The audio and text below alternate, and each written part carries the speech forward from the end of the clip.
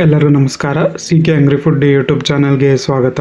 ಇವತ್ತು ನಾನು ಒಂದು ರುಚಿಯಾದ ಕ್ಯಾರೆಟ್ ಹಲ್ವಾ ಮನೆಯಲ್ಲೇ ಯಾವ ರೀತಿ ಮಾಡ್ಕೋಬಹುದು, ಒಂದು ಕೋವಾ ಇಲ್ಲದೆ ಅಂತ ನಾನು ಹೇಳ್ಕೊಡ್ತಾ ಇದ್ದೀನಿ. ಹಾಗೆ ಹೊಸದಾಗಿ ನೋಡ್ತಿರೋ ನನ್ನ ಚಾನಲ್ ಸಬ್ಸ್ಕ್ರೈಬ್ ಮಾಡ್ಕೊಳ್ಳಿ. ಈಗ ಒಂದು ಬಾಣಲಿಗೆ 2 ಚಮಚ ಅಷ್ಟು ತುಪ್ಪ ಹಾಕೋತಾ ಇದ್ದೀನಿ ನಾನು. ನೀವು ಜಾಸ್ತಿ ತುಪ್ಪ ಬೇಕಾದ್ರೂ ಯೂಸ್ ಮಾಡ್ಬೋದು, ಏನು ಚೆನ್ನಾಗಿರುತ್ತೆ ತಿನ್ನೋಕ್ಕೆ, ಏನು ತೊಂದರೆ ಇಲ್ಲ. ಈಗ ತುಪ್ಪ ಕಾದ್ಮೇಲೆ ಅದಕ್ಕೆ ಗೋಡಂಬಿ ಹಾಕೋತಾ ಇದ್ದೀನಿ.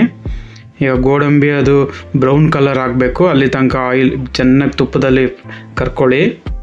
ನೋಡಿ ಈಗ ಕೆಂಪಗಾಗಿದೆ ಗೋಡಂಬಿ. ಈಗ ಅದಕ್ಕೆ ದ್ರಾಕ್ಷಿ ಹಾಕ್ತಾಯಿದ್ದೀನಿ. ದ್ರಾಕ್ಷಿನೂ ಈಗ ತುಪ್ಪದಲ್ಲಿ ಚೆನ್ನಾಗಿ ಫ್ರೈ ಆಗಿ ಊದ್ಕೊಳ್ಳುತ್ತೆ, ಅಲ್ಲಿ ತನಕ ಚೆನ್ನಾಗಿ ಫ್ರೈ ಮಾಡ್ಕೊಳ್ಳಿ. ನೋಡಿ ಈಗೆಲ್ಲ ಊದ್ಕೊಂಡಿದೆ, ಫ್ರೈ ಆಗಿದೆ. ಈಗ ಅದನ್ನು ಪ್ಲೇಟಿಗೆ ತೆಕ್ಕೊಂಬಿಡೋಣ. ಜಾಸ್ತಿ ಫ್ರೈ ಮಾಡಿದ್ರೆ ಚೆನ್ನಾಗಿರೋಲ್ಲ, ಅದಕ್ಕೋಸ್ಕರ ಈಗ ಅದಕ್ಕೆ ತುರಿದಿರೋ ಅಂಥ ಕ್ಯಾರೆಟು ನಾನು ಇಲ್ಲಿ ಉದ್ದುದ್ದ ತುರ್ಕೊಂಡಿದ್ದೀನಿ. ನೀವು ಸಣ್ಣ ಸಣ್ಣಕ್ಕೆ ತುರ್ಕೊಂಡ್ರೆ ನಿಮಗೆ ಬೆಂದ ಮೇಲೆ ಕ್ಯಾರೆಟ್ ಮುದ್ದೆ ಥರ ಆಗಿಬಿಡುತ್ತೆ, ಅದಕ್ಕೋಸ್ಕರ ಈಗ ಇದನ್ನು ತುಪ್ಪದಲ್ಲಿ ಚೆನ್ನಾಗಿ ಹುರ್ಕೊಳ್ಳಿ. ಕ್ಯಾರೆಟ್ನ ಜಾಸ್ತಿ ಚೆನ್ನಾಗಿ ಹುರ್ಕೊಂಡಷ್ಟು ನಿಮಗೆ ಚೆನ್ನಾಗಿರುತ್ತೆ. ಈಗ ಅದಕ್ಕೆ ನಾನು 2 ಕಪ್ಪಷ್ಟು ಹಾಲು ಹಾಕ್ತಾಯಿದ್ದೀನಿ. ನೋಡಿ ಅಳತೆ ನೆನ್ಪಿಡ್ಕೊಳ್ಳಿ. ನೋಡಿ 2 ಕಪ್ಪಷ್ಟು ಹಾಲು. ಇಲ್ಲಿ ನಾನು ಒಂದು 4 ಕ್ಯಾರೆಟ್ ತೊಗೊಂಡಿದ್ದೀನಿ. 4 ಕ್ಯಾರೆಟ್ಗೆ 2 ಕಪ್ಪಷ್ಟು ಹಾಲು ಹಾಕಿದ್ದೀನಿ ನಾನು. ಈಗ ಇದು ಹಾಲಲ್ಲೇ ಬೇಯಬೇಕು ಅದು. ಈಗ ಒಂದು ಸ್ವಲ್ಪ ಹೊತ್ತು 5 ನಿಮಿಷ ಇಡಿ. ನೋಡಿ ಈಗ ಕ್ಯಾರೆಟೆಲ್ಲ ನೀರು ಬಿಟ್ಕೊಂಡು ಹಾಲಿನ ಜೊತೆ ಮಿಕ್ಸ್ ಆಗಿದೆ. ಇದರಲ್ಲೇ ಚೆನ್ನಾಗಿ ಬೇಯುತ್ತೆ ಇದು. ಈಗ ಇದು ಕ್ಲೋಸ್ ಮಾಡಿ ಒಂದು 10 ನಿಮಿಷ ಬೇಯಿಸಿ.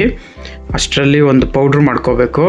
ಒಂದು ಮಿಕ್ಸಿ ಜಾರ್ಗೆ ನೋಡಿ ನಾನು ಬಾದಾಮಿ ಹಾಕ್ಕೊತಾ ಇದ್ದೀನಿ. ನಾನಿಲ್ಲಿ ಕೋವಾ ಯೂಸ್ ಮಾಡೋದಿಲ್ಲ, ಬಾದಾಮ್ ಪೌಡ್ರ್ ಹಾಕಿ ಮಾಡ್ತೀನಿ, ತುಂಬ ಚೆನ್ನಾಗಿ ಬರುತ್ತೆ. ನೋಡಿ ಇದು ಈ ಥರ ನೈಸಾಗಿ ಪುಡಿಯಾಗಿ ಮಾಡ್ಕೋಬೇಕು.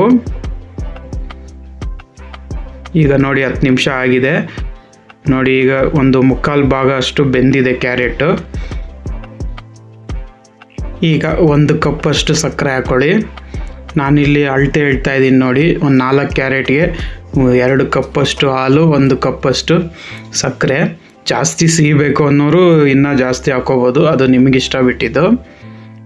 ಈಗ ಇದು ಸಕ್ಕರೆ ನೀರು ಬಿಟ್ಕೊಂಡು ಅದಲ್ಲೇ ಚೆನ್ನಾಗಿ ಬೇಯುತ್ತೆ ಕ್ಯಾರೆಟು, ಅಲ್ಲಿ ತನಕ ಒಂದು 10 ನಿಮಿಷ ಕ್ಲೋಸ್ ಮಾಡಿ ಬೇಯಿಸಿ.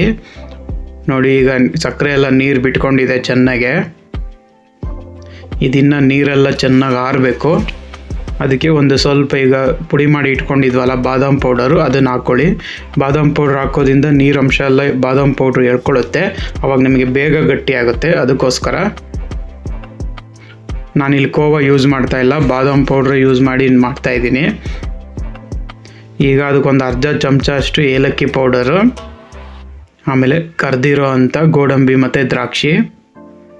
ಈಗ ಇದು ಚೆನ್ನಾಗಿ ಮಿಕ್ಸ್ ಮಾಡಿ. ಈಗ ನೀರಂಶ ಆರಿಬಿಟ್ಟು ಇದು ಚೆನ್ನಾಗಿ ಡ್ರೈ ಆಗಬೇಕು, ಪೂರ ಒಂದು ಚೂರು ನೀರಂಶ ಇರಬಾರ್ದು. ನೋಡಿ ಈಗ ನೀರಂಶ ಎಲ್ಲ ಆರಿದೆ, ಲೈಟಾಗಿ ತುಪ್ಪ ಬಿಡ್ತಾ ಇದೆ. ಇದೇ ಥರ ಮಾಡಬೇಕು. ಈ ಥರ ಮಾಡಿದ್ರೆ ನೀವು 3-4 ದಿನ ಇಟ್ಕೋಬೋದು, ಏನೂ ಆಗೋದಿಲ್ಲ.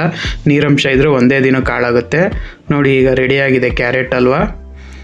ನೋಡಿ ರುಚಿಯಾದ ಕ್ಯಾರೆಟ್ ಹಲ್ವಾ ರೆಡಿಯಾಗಿದೆ. ನೀವು ಒಂದ್ಸಲಿ ಟ್ರೈ ಮಾಡಿ ಮನೆಯಲ್ಲಿ, ತುಂಬ ಚೆನ್ನಾಗಿರುತ್ತೆ, ಎಲ್ಲರೂ ಇಷ್ಟಪಡ್ತಾರೆ. ಹಾಗೆ ಒಂದ್ಸಲಿ ಟ್ರೈ ಮಾಡಿ. ಹಾಗೆ ಹೇಗಿದೆ ಅಂತ ಕಮೆಂಟ್ ಬಾಕ್ಸಲ್ಲಿ ತಿಳಿಸಿ. ಹಾಗೆ ಹೊಸದಾಗಿ ನೋಡ್ತಿರೋರು ನನ್ನ ಚಾನಲ್ನ ಸಬ್ಸ್ಕ್ರೈಬ್ ಮಾಡ್ಕೊಳ್ಳಿ. ಇದೇ ಥರ ತುಂಬ ಸ್ವೀಟ್ಸು, ಖಾರ ಎಲ್ಲ ಇದೆ, ಅಡುಗೆಗಳಿದೆ. ಒಂದ್ಸಲಿ ನೋಡಿ ಟ್ರೈ ಮಾಡಿ. ಹಾಗೆ ಲೈಕು ಶೇರ್ ಮಾಡಿ. Thank you.